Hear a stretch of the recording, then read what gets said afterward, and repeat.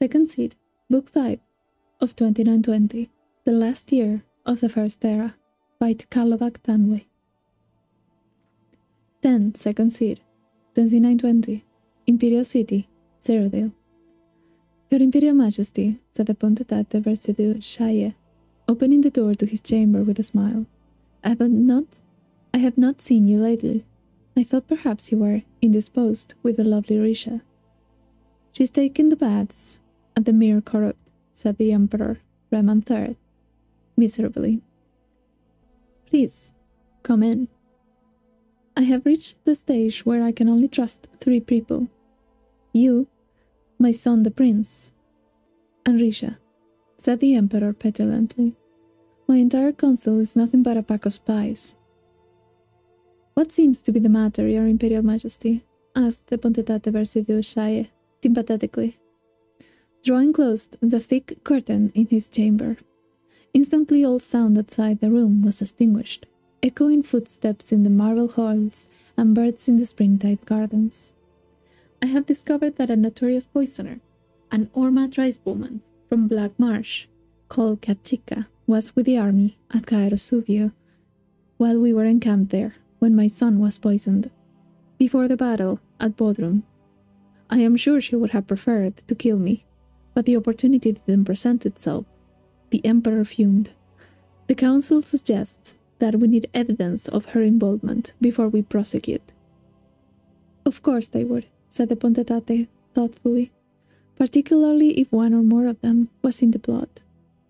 I have a thought, Your Imperial Majesty. Yes? Said Reman impatiently. Out with it! Tell the Council you're dropping the matter, and I will send out the guard to track this Kachika down and follow her. We will see who her friends are, and perhaps get an idea of the scope of this plot on Your Imperial Majesty's life. Yes, said Reman with a satisfied frown. That's a capital plan. We will track this scheme to whomever it leads to. Decidedly, Your Imperial Majesty, smiled the Pontetate, parting the curtain so the Emperor could leave. In the hallway outside was Versidu Shaye's son, Savirian Chorak. The boy bowed to the Emperor before entering the Pontetate's chamber. Are you in trouble, father? Whispered the Akaviri lad. I heard the Emperor found out about what's her name, the poisoner. The great art of speechcraft, my boy, said Versidu Shaye to his son, is to tell them what they want to hear, in a way that gets them to do what you want them to do. I need you to get a letter to Kachika and make certain that she understands that if she does not follow the instructions perfectly, she is risking her own life more than ours. 13 Second Seed, 2920, Mere Corrupt, Cyrodiil. Risha sank luxuriantly into the bubbling hot spring, feeling her skin tingle like it was being wrapped by millions of little stones. The rock shelf over her head sheltered her from the misting rain, but let all the sunshine in, streaming in layers through the branches of the trees. It was an idyllic moment in an idyllic life, and when she was finished, she knew that her beauty would be entirely restored. The only thing she needed was a drink of water. The bath itself, while wonderfully fragrant, tasted always of chalk. Water, she cried to her servants. Water, please. A gaunt woman with rags tied over her eyes ran to her side and dropped a goatskin of water. Risha was about to laugh at the woman's prudery. She herself was not ashamed of her naked body, but then she noticed through a crease in the rags that the old woman had no eyes at all. She was like one of those Orma tribesmen Risha had heard about but never met. Born without eyes, they were masters of their other senses. The Lord of Mere Corrupt hired very exotic servants, she thought to herself. In a moment, the woman was gone and forgotten. Risha found it very hard to concentrate on anything but the sun and the water. She opened the cork, but the liquid within had a strange metallic smell to it. Suddenly, she was aware that she was not alone. Lady Risha, said the captain of the Imperial Guard, you are, I see, acquainted with Kachika?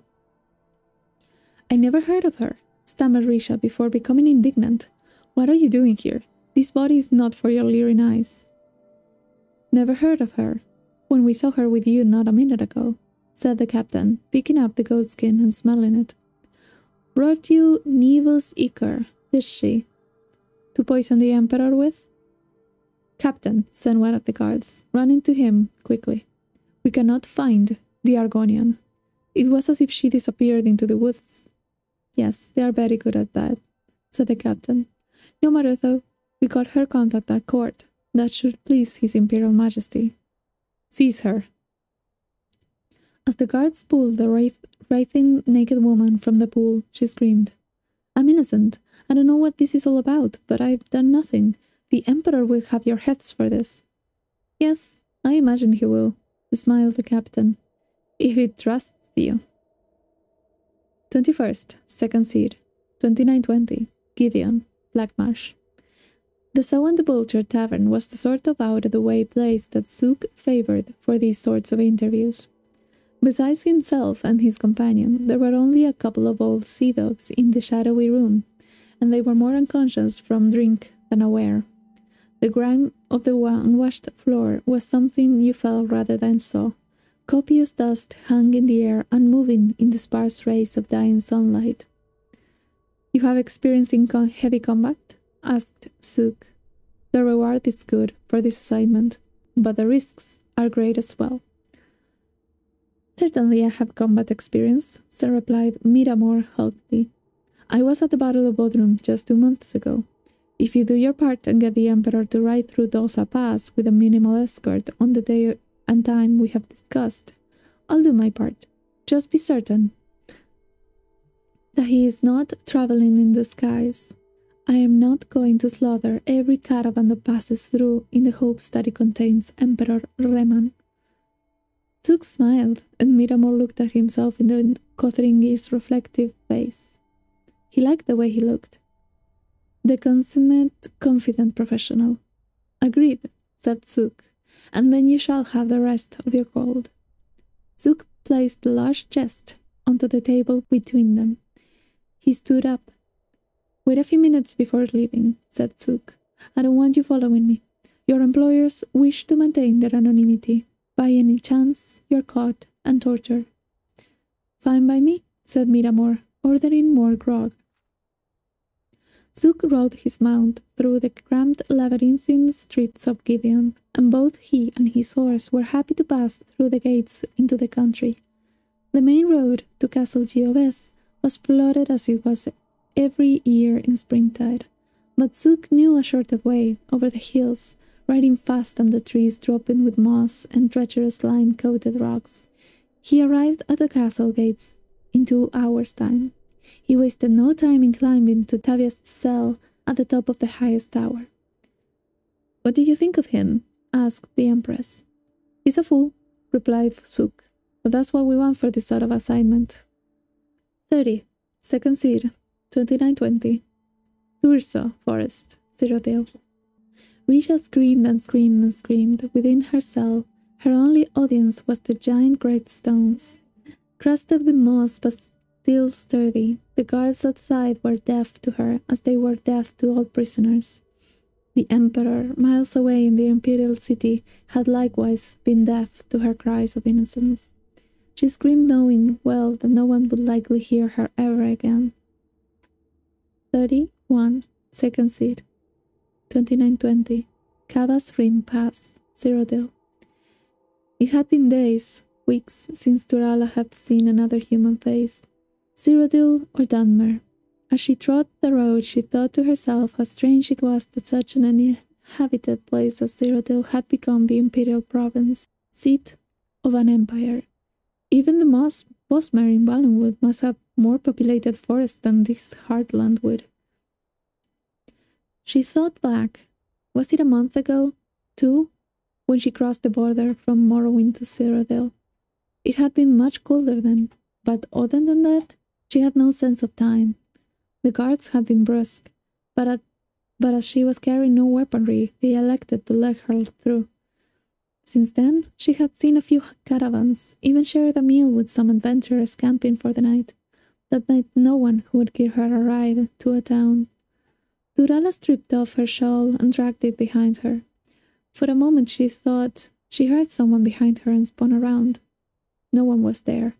Just a bird perched on the branch, making a sound like laughter. She walked on and then stopped. Something was happening. The child had been kicking in her belly for some time now, but this was a different kind of spasm. With a groan, she lurched over the side of the pass, collapsing into the grass. Her child was coming. She lay on her back and pushed, but she could barely see with her tears of pain and frustration. How had it come to this? Given birth in the wilderness, by herself, to a child whose father was the Duke of Mournhold. Her scream of rage and agony shook the birds from the trees. The bird that had been laughing at her earlier flew down to the road. She blinked, and the bird was gone, and in its place, naked elf man stood, not as dark as a Dunmer, but not as pale as an Altmer. She knew at once it was an Aelid, a wild elf. Durala screamed, but the man held her down. After a few minutes of struggle, she felt a release and then fainted away. When she awoke, it was to the sound of a baby crying. The child had been cleaned and was lying by her side. Durala picked up her baby girl, and for the first time that year, felt tears of happiness stream down her face. She whispered to the trees, "Thank you," and began walking with baby in her arms down the road to the west. The year is continued in mid-year. Mid-year, Book 6 of 2920, The Last Year of the First Era by Karlovak Tanwe. Second, mid-year 2920, Balmora, Morrowind. The Imperial army is gathered to the south, said Kasir. They are a 2 weeks' march from Ald to Lubal and Lake Coronati, heavily armored. Vivek nodded. Ald Lubal and its sister city on the other side of the lake Ald Malak were strategically important fortresses. He had been expecting a move against them for some time. His captain pulled down a map of southwestern Morrowind from the wall and smoothed it out, fighting a gentle summer sea breeze wafting in from the open window. "They were heavily armored, you say?" asked the captain. "Yes, sir," said Kasir. "They were camped out near Bethel Grey in the Heartland, and I saw nothing but ebony dwarven and Daedric armor, fine weaponry, and siege equipment." "How about spellcasters and boats?" asked Vivek. "A horde of battle mages," replied Kasir, "but no boats. As heavily armored as they are, it will take them at least 2 weeks, like you said, to get from Bethel Grey to Lake Coronati." Vivek studied the map carefully. They would be dragged down in the bogs if it then tried to circle around the Old Marak from the north, so they must be planning to cross the straits here and take Alt Lubal. Then they proceed around the lake to the east and take Ald Marak from the south. "We'll be vulnerable along the straits," said the captain, "provided we strike when they are more than halfway across and can't retreat back to the Heartland." "Your intelligence has once again served us well," said Vivek, smiling to Kasir. "We will beat back the Imperial aggressors yet again." Third, mid-year, 2920, Bethel Grey, Cyrodiil.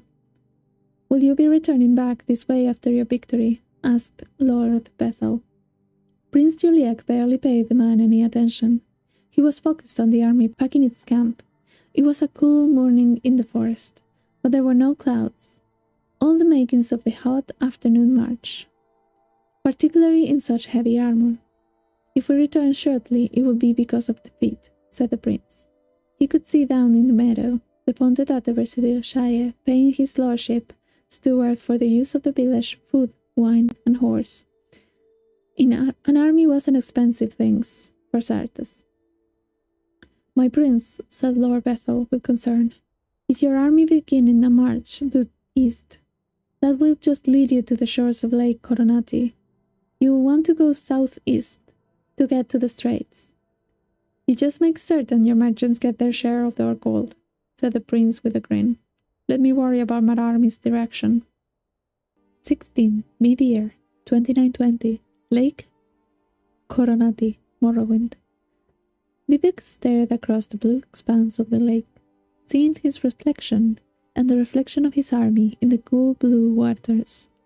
What he did not see was the Imperial Army's reflection. They must have reached the straits by now, burying any mishaps in the forest.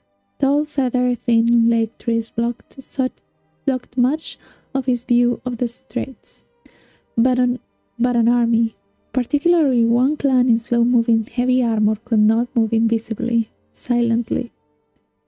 "Let me see the map again," he called to his captain. "Is there no other way they could approach?" "We have sentries posted in the swamps to the north in case they are fool enough to go there and be bogged under," said the captain.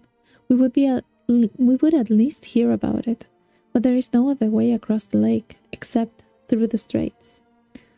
Vivek looked down again at his reflection, which seemed to be distorting his image, mocking him. Then he looked back on the camp. "Spy," said Vivek, calling Kasir over. "When you said the army had a horde of battle mages, what made you so certain they were battle mages?" "They were wearing grey robes with mystical insignia on them," explained Kasir.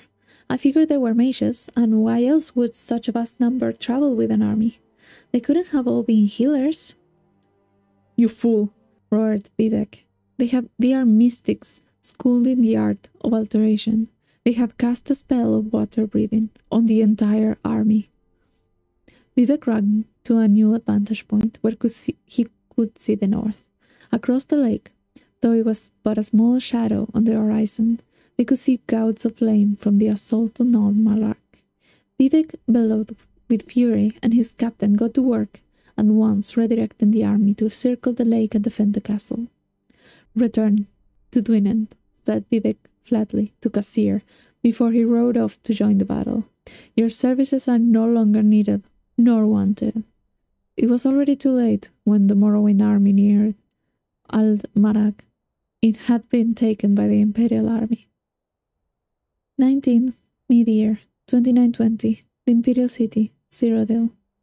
The Pontetate arrived in the Imperial City amid great fanfare. The streets lined with men and women cheering him as the symbol of taking Aldmark. Truth be told, a greater number would have turned out had the prince returned, and the Bersidir Shia knew it. Still, it pleased him to no end. Never before had citizens of Tamriel cheered the arrival of an Akaviri into their land. The Emperor Reman III greeted him with a warm embrace, and then tore into the letter he had brought from the prince. "I don't understand," he said, at last, still joyous but equally confused. "You went under the lake?" "Aldmark is a very well-fortified fortress," explained the Pontetate. "As, I may add, the army of Morrowind has rediscovered, now that they are on the outside. To take it, we had to attack by surprise and with our soldiery in the sturdiest of armor. By casting the spell that allowed us to breathe underwater, we were able to travel faster than Vivek would have guessed. The weight of the armor made less by the aquatic surroundings, and attack from the waterbound west side of the fortress where their defenses were at their weakest." "Brilliant!" the Emperor crowed. "You're a wondrous tactician, Bersidir Shia. If your fathers had been as good as you are, Tamriel will be Akaviri domain." The Pontetate had not planned to take credit for Prince Shuliek's design, but on the Emperor's reference to his people's fiasco of an invasion 216 years ago, he made up his mind. He smiled modestly and soaked up the praise. 21st, mid-year, 2920. Aldmark, Morrowind. Sabiri and Chorak slithered to the wall and watched through the arrow slit the Morrowind army retreating back to the forest land between the swamps and the castle grounds. It seemed like the ideal opportunity to strike. Perhaps the forests could be burned and the army within them. Perhaps with Vivek in their enemies' hands, The army would allow them possession of Al-Luval as well. He suggested these ideas to the prince. "What you seem to be forgetting," laughed Prince Juliak, "is that I gave my word of no harm to the army or to their commanders during the truce negotiations. Do you not have honor during warfare on Akavir?" "My prince, I was born here, in Tamriel. I have never been to my people's home," replied the snake man. "But even so, your ways are strange to me. You expected no quarter, and I gave you none when we fought in the Imperial Arena 5 months ago." "That was a game," replied the prince, before nodding to his steward to let the Dunmer battle chief in. Juliak had never seen Vivek before, but he had heard he was a living god. What come before him was but a man, a powerfully built man, handsome, with an intelligent face, but a man nonetheless. The prince was pleased, a man he could speak with, but not a god. "Greetings, my worthy adversary," said Vivek. "We seem to be at an impasse." "Not necessarily," said the prince. "You don't want to give us Morrowind, and I can't fault you for that. But I must have your coastline to protect the Empire from overseas aggressions, and certain key strategic border castles, such as this one, as well as Alt-Mbail, Tel Arun, Alt-Lambasi, and Tel Mothrivra." "And in return?" asked Vivek. "In return?" laughed Savirin Charak. "You forget we are the victors here, not you." "In return," said Prince Juliak carefully, "there will be no Imperial attacks on Morrowind, unless in return to an attack by you. You will be protected from invaders by the Imperial Navy, and your land may expand by taking certain estates in Black Marsh, whichever you chose, provided they are not needed by the Empire." "A reasonable offer," said Vivek after a pause. "You must forgive me. I am unused to Cyrodiils who offer something in return for what they take. May I have a few days to decide?" "We will meet again in a week's time," said the prince, smiling. "In the meantime, if your army provokes no attacks on mine, we are at peace." Vivek left the prince's chamber, feeling that Almalexia was right. The war was at an end. This prince would make an excellent emperor. The years continued in Sun's Height. Sun's Height, Book 7 of 2920, the last year of the First Era, by Kalavak Tanway. 4th, Sun's Height, 2920, the Imperial City, Cyrodiil. The Emperor Remon III and his Pontetate Persidus Shae took a stroll around the Imperial Gardens. Studded with statuary and fountains, the North Gardens fit the Emperor's mood, as well as being the coolest acreage in the city during the heat of summertide. Austere, tired flower beds and blue, grey and green towered all around them as they walked. "Vivek has agreed to the prince's terms for peace," said Reman. "My son will be returning in 2 weeks' time." "This is excellent news," said the Pontetate carefully. "I hope the Dunmer will honor the terms. We might have asked for more, the fortress at Black Gate, for example. But I suppose the prince knows what is reasonable. He would not cripple the Empire just for peace." "I have been thinking lately of Rija and what caused her to plot against my life," said the Emperor, pausing to admire a statue of the slave queen Alessia before continuing. "The only thing I can think of to count for it is that she admired my son too much. She may have loved me for my power and my personality, but he, after all, is young and handsome and will one day inherit my throne. She must have thought that if I were dead, she could have an emperor who had both youth and power." "The prince was in on this plot?" asked Persidus Shae. It was a difficult game to play, anticipating where the emperor's paranoia would strike next. "Oh, I don't think so," said Reman, smiling. "No, my son loves me well. Are you aware that Corda, Rasha's sister, is an initiate of the Morhua Conservatorium in Hecate?" asked the Pontetate. "Morhua?" asked the Emperor. "I have forgotten which god that is." "Last the fertility goddess of the Yokudans," replied the Pontetate, but not too lusty like the Bella. Demure but certainly sexual. I am through with lusty women. The Empress, Risha, all too lusty. A lust for love leads to a lust for power. The Emperor shrugged his shoulders. But a priestess in training with a certain healthy appetite sounds ideal. Now, what were you saying about the Black Gate? 6 Suns Height 2920 Thurso Fortress, Cyrodiil. Risha stood quietly looking at the cold stone floor while the Emperor spoke. He had never before seen her so pale and joyless. She might at least be pleased that she was being freed, being returned to her homeland. Why, if she left now, she could be in Hammerfell by the Merchants' Festival. Nothing he said seemed to register any reaction from her. A month and a half stay in Thurso Fortress seemed to have killed her spirit. I was thinking, said the Emperor at last, of having your younger sister Corda up to the palace for a time. I think she would prefer it over the conservatorium in Hegathe, don't you? Reaction at last. Risha looked at the Emperor with animal hatred, flinging herself at him in a rage. Her fingernails had grown so long since her imprisonment, and she racked them across his face, into his eyes. He howled with pain, and his guards pulled her off, pummeling her with blows from the back of their swords, until she was knocked unconscious. A healer was called at once, but the Emperor Raman III had lost his right eye. 23rd, Sun's Height, 2920, Balmora, Morrowind. Vivek pulled himself from the water, feeling the heat of the day washed from his skin. Taking a towel from one of the servants, Sothasil watched his old friend from the balcony.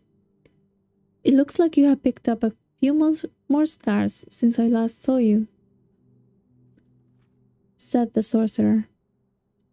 Asura granted that I have no more for a while, laughed Vivek. When did you arrive? A little over an hour ago, said Sothasil, walking down the stairs to the water's edge. I thought I was coming to end the war, but it seems you have done it without me. Yes, 80 years is long enough for ceaseless battle, replied Vivek, embracing Sothasil. We made concessions, but so did they. When the old emperor is dead, we may be entering a golden age. Prince Juliek is very wise for his age. Where's Alexia? Collecting the Duke of Mournhold. They should be here tomorrow afternoon. The men went distracted. At a sight from around the corner of the palace, a rider was approaching through the town, heading for the front steps. It was evident that the woman had been riding hard for some time. They met her in the study, where she burst in, breathing hard. We have been betrayed, she gasped. The Imperial Army has seized the Black Gate. 24th, Sun's Height, 2920, Balmora, Morrowind. It was the first time in 17 years that the 3 members of the Morrowind Tribunal had met in the same place, since Sothasil had left for Arteum. All 3 wished that the circumstances of their reunion were different. From what we have learned, while the prince was returning to Cyrodiil to the south, a second Imperial army came down from the north, said Vivek to his stony-faced compatriots. It is reasonable to assume Juliek didn't know about the attack, but neither will it be unreasonable to suppose that he planned on being a distraction while the Emperor launched the attack on Blackgate, said Sothasil. This must be considered a break of the truce. Where is the Duke of Mournhold? Asked Vivek. I will hear his thoughts on the matter. He is meeting with the Night Mother in Del Arun, said Almalexia quietly. I told him to wait until he had spoken with you, but he said that the mother had waited long enough. He would involve the Moraktong in outside affairs? Vivek shook his head and looked at Sothasil. Please do what you can. Assassination will only move us backwards. This matter must be settled with diplomacy or battle. 25th, Sun's Height, 2920, Tel Arun, Morrowind. The Night Mother met Sotasil in her salon, lit only by the moon. She was cruelly beautiful, dressed in a simple silk black robe, lounging across her divan. With a gesture, she dismissed her red-clothed guards and offered the sorcerer some wine. "You have only just missed your friend, the Duke," she whispered. "He was very unhappy, but I think we will solve his problem for him." "Did he hire the Moragdong to assassinate the Emperor?" asked Sotasil. "You're straightforward, aren't you? That's good. I love plain-speaking men. It saves so much time. Of course, I cannot discuss with you what the Duke and I talked about," she smiled. "It would be bad for business. What if I were to offer you an equal amount of gold for you not to assassinate the Emperor?"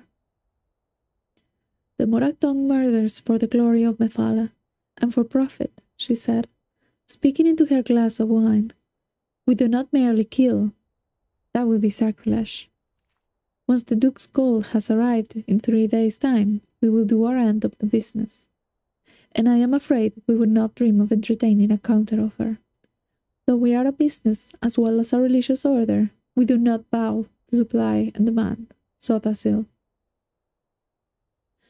27th, Sun's Height, 2920, the Inner Sea, Morrowind. Sotasil had been watching the waters for 2 days now, waiting for a particular vessel, and now he saw it, a heavy ship with the flag of Morhold. The sorcerer took the air and intercepted it before it reached harbor. A cloud of flame erupted over his figure, disguising his voice and form into that of a Daedra. "Abandon your ship," he bellowed, "if you would not sink with it." In truth, Sotasil would have exploded the vessel with but a single ball of fire, but he chose to take his time, to give the crew a chance to dive off into the warm water. When he was certain there was no one living aboard, he focused his energy into a destructive wave that shook the air and water as it discharged. The ship and the Duke's payment to the Moragdong sunk to the bottom of the Inner Sea. "Night Mother," thought Sotasil as he floated towards shore to alert the harbor master that some sailors were in need of rescue. Everyone vows to supply and demand. The year is continued in Last Seed. Last Seed, Book 8 of 2920, the last year of the First Era, by Karlovak Tanway. First Last Seed, 2920, Mournhold, Morrowind. They were gathered in the Duke's courtyard at twilight, enjoying the smell and warmth of a fire of dry branches and bitter green leaves. Tiny embers flew into the sky, hanging for a few moments before vanishing. "I was rash," agreed the Duke somberly, "but Lorcan had his laugh, and all is well. The Moragdong will not assassinate the Emperor now that my payment to them is at the bottom of the Inner Sea. I thought you had made some sort of truce with the Daedra princess." "What you sailors call the Daedra may not have been one," said Sotasil. "Perhaps it was a rogue battle mage, or even a lightning bolt that destroyed your ship. The prince and the Emperor are en route to take possession of Al-Lambasi as our truce agreed. It is certainly typical of the Cyrodiil to assume that their concessions are negotiable, while ours are not." Vivek pulled out a map. "We can meet them here, in this village to the northwest of Al-Lambasi, Pervinthil. But we will meet them to talk," asked Alexia, "or to make war." No one had an answer to that. 15. Last Seed, 2920, Pervinthil, Morrowind. A late summer squall blew through the small village, darkening the sky except for flashing of lightning, which leapt from cloud to cloud like acrobats. Water rushed down the narrow streets ankle-deep, and the prince had to shout to be heard by his captains, but a few feet away from him. "There's an inn up ahead. We will wait there for the storm to pass before pressing on to Al-Lambasi." The inn was warm and dry, and bustling with business. Barmaids were rushing back and forth, bringing grief and wine to a back room, evidently excited about a famous visitor, someone who was attracting more attention than the mere a heir to the Empire of Tamriel. Amused, Juliet watched them run until he overheard the name of VIII. "My Lord VIII," he said, bursting into the back room. "You must believe me, I knew nothing about the attack of Blackgate until after it happened. We will, of course, be returning it to your care forthwith. I wrote you a letter to that effect at your palace in Balmora, but obviously you're not there." He paused, taking in the many new faces in the room. "I'm sorry, let me introduce myself. I'm Juliet Cyrodiil." "My name is Almalexia," said the most beautiful woman the prince had ever seen. "Won't you join us?" "So that's ill," said a serious-looking Dunmer in a white cloak, shaking the prince's hand and showing him to a seat. "Indoril Brindisi, Thorum, Duke Prince of Morholt," said the massively built man next to him as he sat down.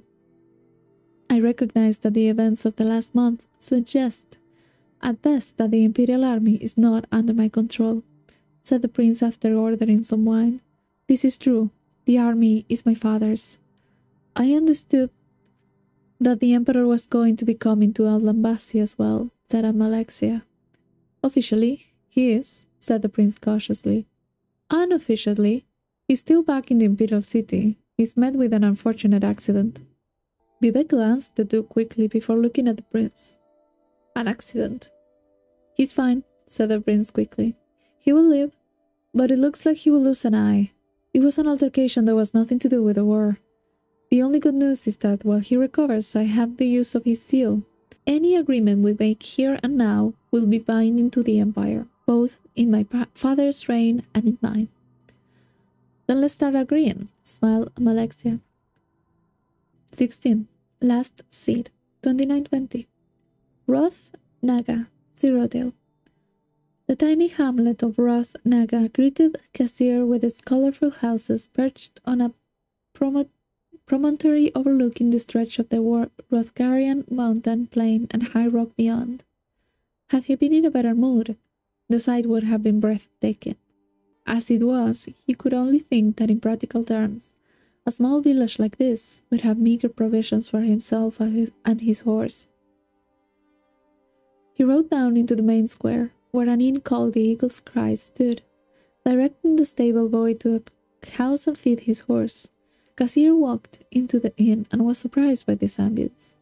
A minstrel he had heard played once in Gilderdale was performing a jaunty old tune to the clapping of the mountain men. Such forced merriment was not what Kasir wanted at that moment. A glum Dunmer woman was seated at the only table far from the noise, so he took his drink there and sat down without invitation. It was only when he did so that he noticed that she was holding a newborn baby. I have just come from Morrowind," he said rather awkwardly, lowering his voice. "I've been fighting for Vivek and the Duke of Mornhall against the Imperial Army. A traitor to my people, I guess you would call me." "I am also a traitor of my people," said the woman, holding up her hand which was scarred with a branded symbol. "It means that I can never go back to my homeland." "Well, you're not thinking of staying here, are you?" laughed Kasir. "It's certainly quaint, but come wintertide, there's going to be snow up to your eyelashes. It's no place for a new baby." "What's her name?" "Mosriel. It means beauty of the forest." "Where are you going?" "Dwinen, on the Bay of High Rock. You're welcome to join me. I could use the company." He held out his hand. Kasir Whiteley. "Turala," said the woman after a pause. She was going to use her family's name first, as is tradition, but she realized that it was no longer her name.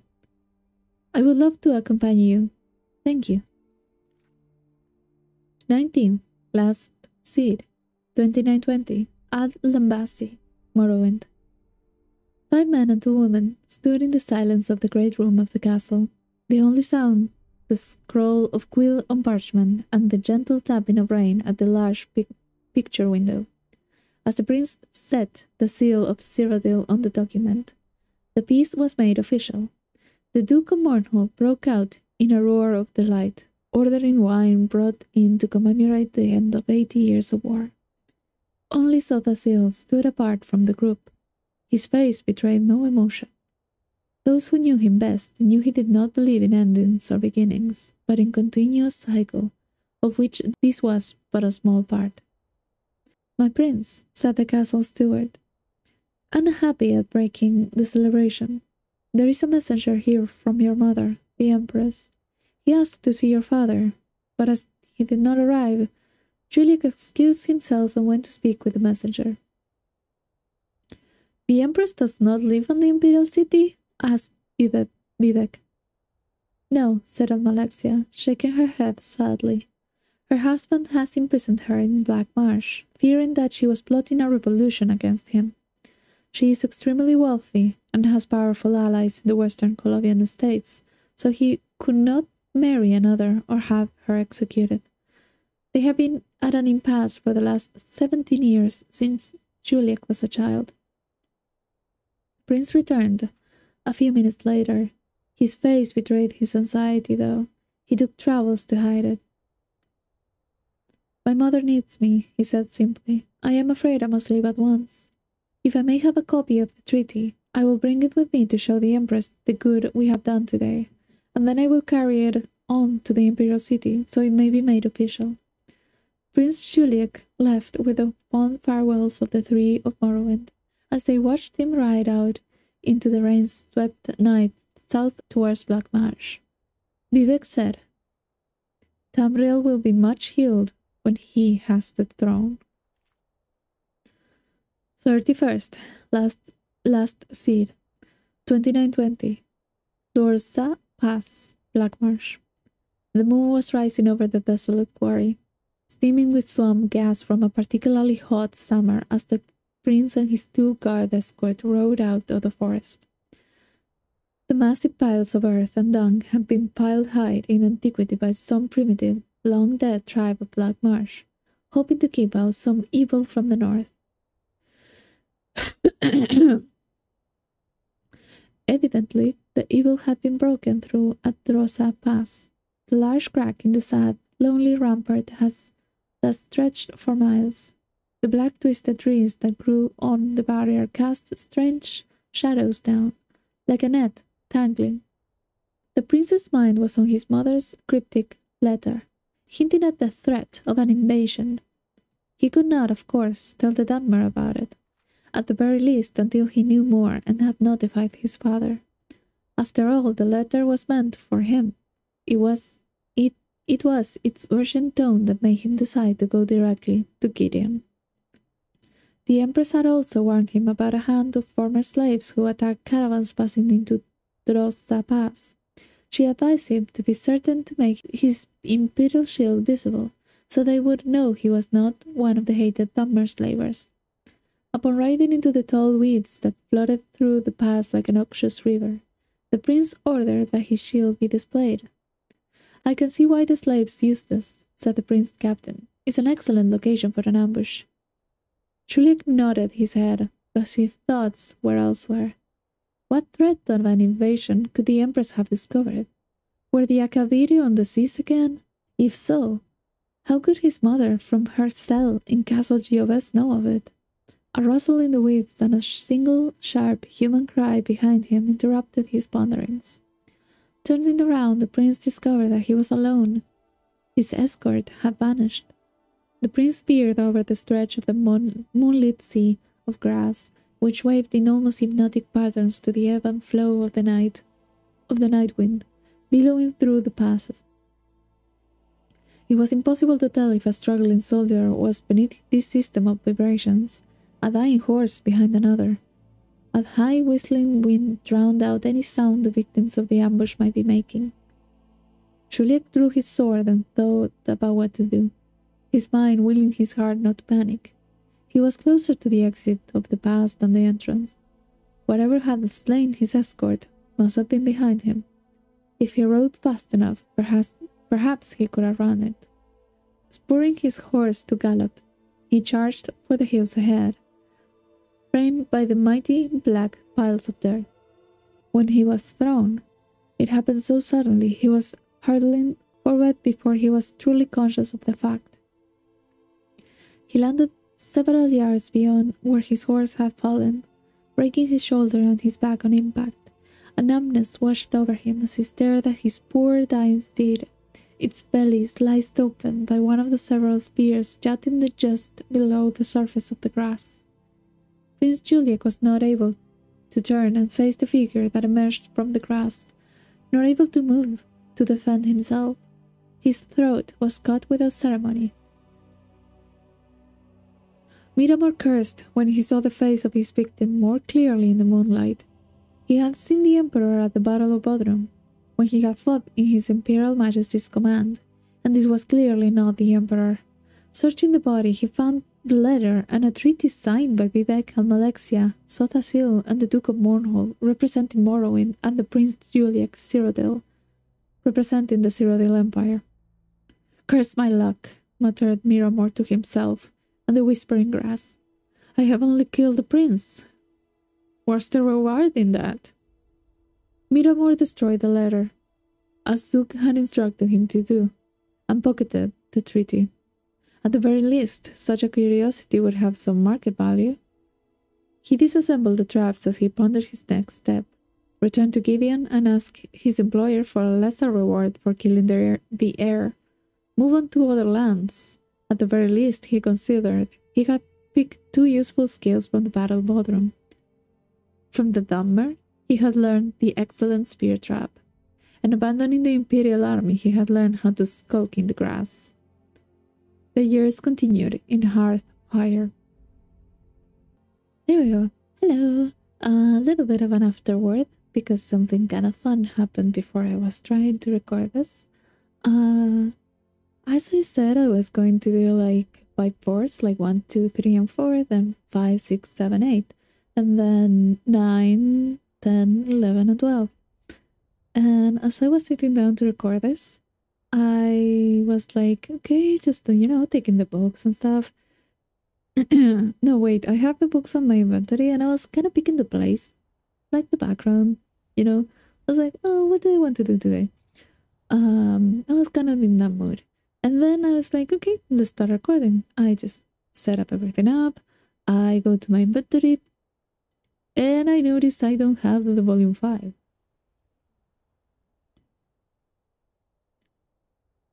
Where's the volume 5? Because I kind of wanted to go like... I kind of wanted to have like all that I need before I start recording. And I remember going to look for this. I remember where I got it. And I remember that I specifically went and got it there on this playthrough. Because I did it last week.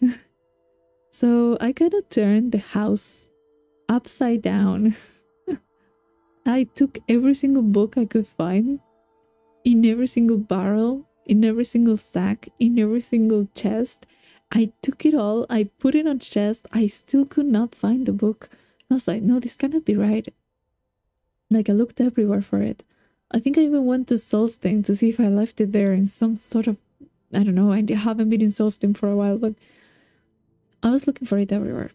Couldn't find it, wasn't there. I was like, no, but I remember getting it. So I was like, okay, let's wait. I kind of looked for the locations for where it could be. And I was like, okay, let's see here. I went, what was it? Blackwater Pass or something? I think it was there. Like, from that cave, you have to go like north to like an altar or something. And that's where I got the book the last time. That's where I got the book, right? I go there thinking, well, if it's not there, then I can certainly be, I don't know, I'd be like, okay, I got it and I lost it, right? So I will go to another location and that would be it.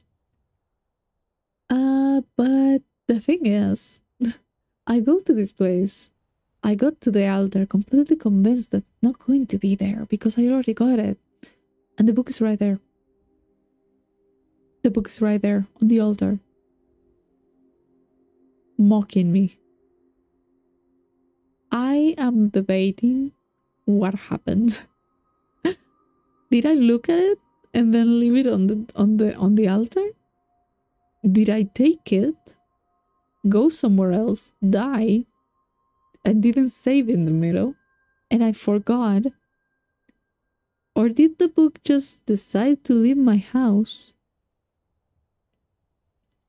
And I don't know, fly, roll, teleport all the way there and go back to its place in the altar.